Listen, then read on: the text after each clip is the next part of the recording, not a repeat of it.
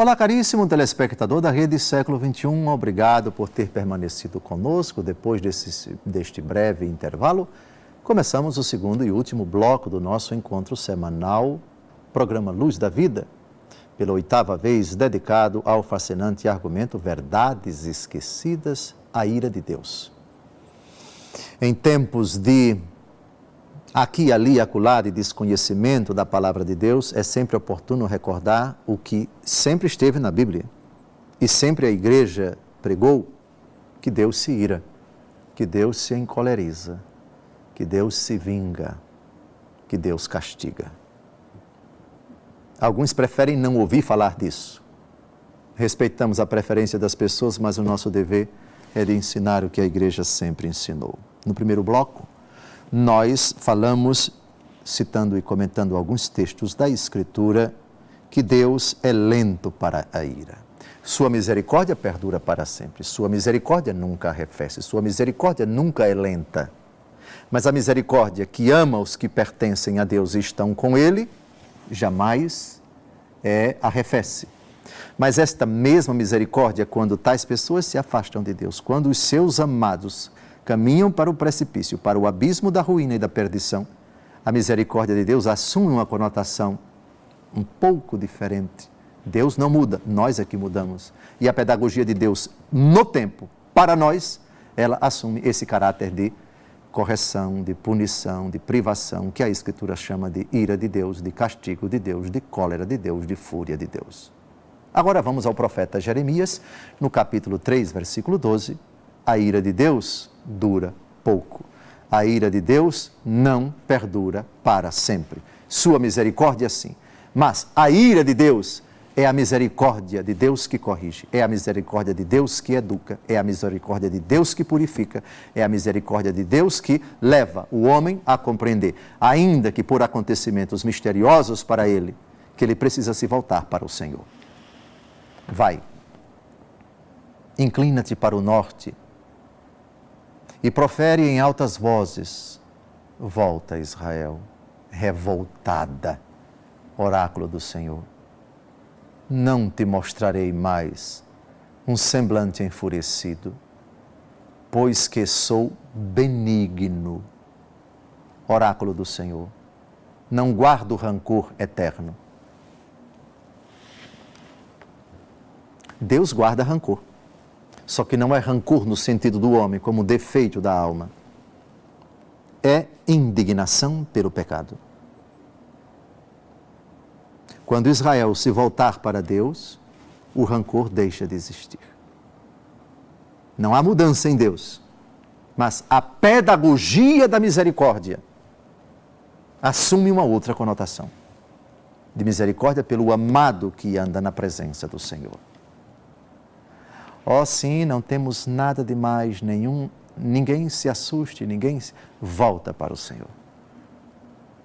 Eu não vou guardar dentro de mim esta pedagogia para te corrigir.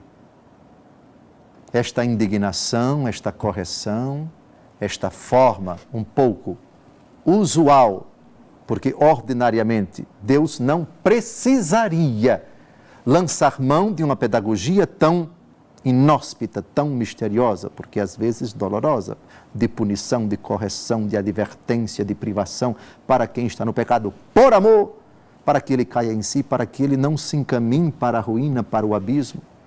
Como todo pai que vê um filho se encaminhando para a destruição, adverte-o, eleva o tom da voz, priva-o, impede-o de lançar mão daquilo que pode acelerar, que pode ajudar, que pode contribuir pela condenação, pela desgraça, pela ruína da pessoa amada.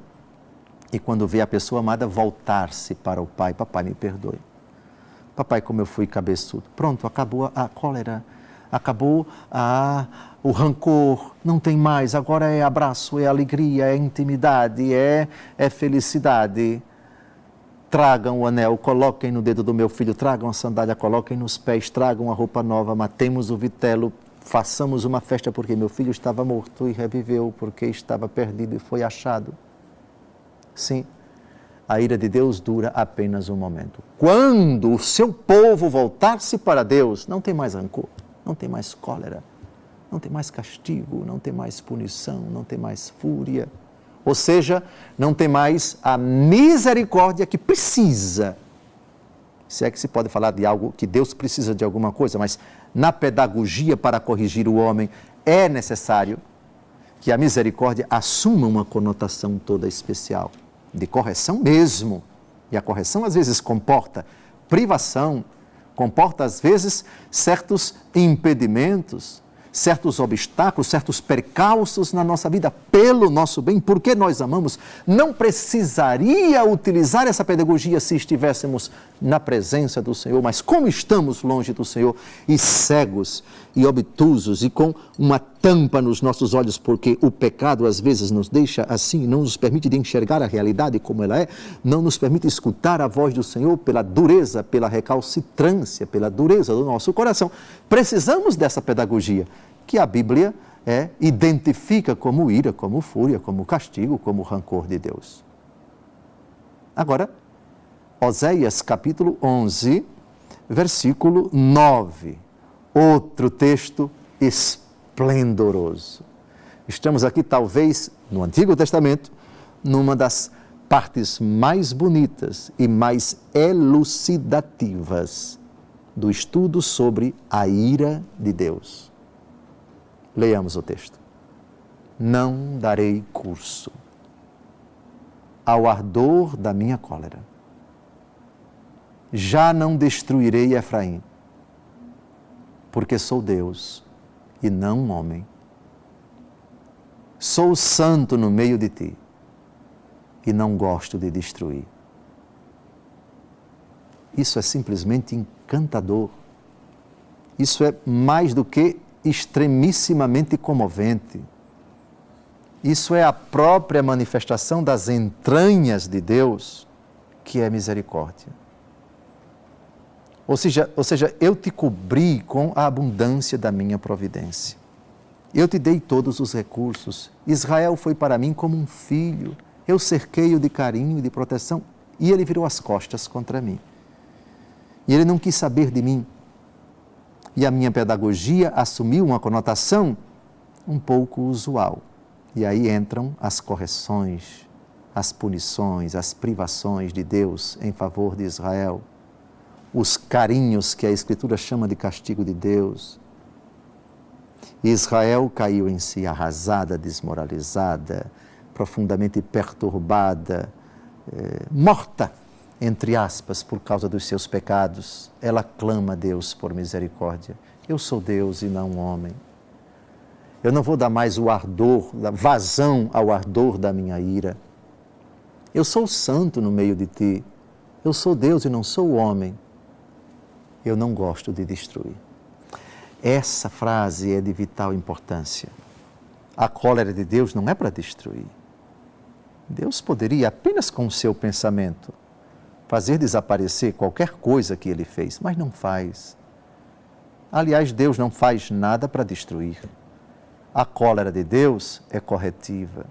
A cólera de Deus, a ira de Deus, é educativa, é catequética, eu gosto muito dessa palavra, pedagógica mesmo. Pedagogia é a arte de conduzir a criança à idade madura. Paidion é criança, ago em grego é conduzir. Daí vem paidion, ago, pedagogia. Deus, o pedagogo, que considera oportuno para a criança rabugenta, com o perdão da palavra, para a criança cabeça dura. E às vezes nos parecemos assim. Às vezes a humanidade como um todo é cabeça dura. É dura na queda. É coração de ferro ou bronze ou ouro ou qualquer material extremamente indócil, refratário, impermeável, duro mesmo. E assim o amor de Deus assume esta conotação, assume esta pedagogia. Para concluir o nosso encontro, é preciso citar Isaías capítulo 54, de 7 a 8. Outro texto fabuloso. Por um momento, eu te havia abandonado. mas com profunda afeição eu te recebo de novo. Em um acesso de cólera, volvi de ti minha face, mas no meu eterno amor tenho compaixão de ti. Simplesmente esplendoroso.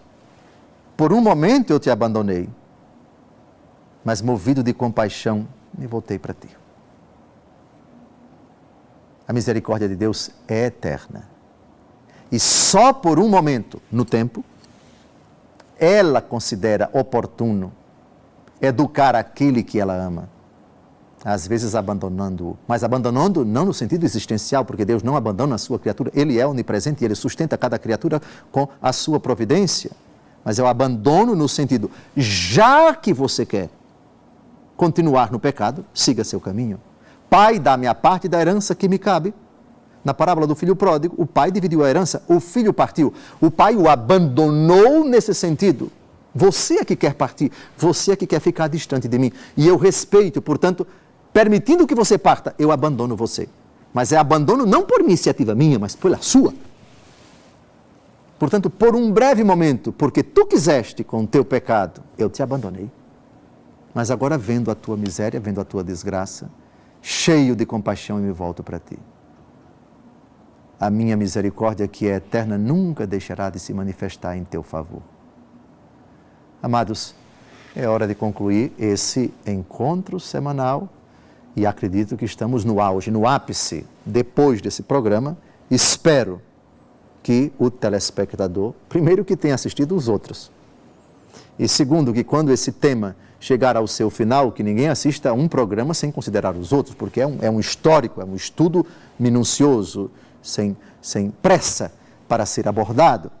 Eu penso que no Antigo Testamento nós estamos diante do programa mais importante, dos textos mais importantes. No próximo encontro, nós vamos ver que a cólera de Deus, a ira de Deus, a fúria de Deus, o castigo de Deus, no Antigo Testamento encontra o seu ápice na profecia do servo sofredor, que assume sobre si todos os pecados da humanidade. Ele mesmo, Deus Todo-Poderoso, quis que a ira de Deus recaísse sobre Ele mesmo. Que mistério é esse? Que profecia é essa? É o Calvário, é a pessoa de Jesus que tanto amou o mundo que morreu na cruz por nós. Não saia daí, no próximo domingo às 5 da tarde esteja conosco. Se Deus quiser, daremos continuidade a esse estudo fascinante da ira de Deus, do castigo de Deus. Uma santa semana, que Deus abençoe sua vida.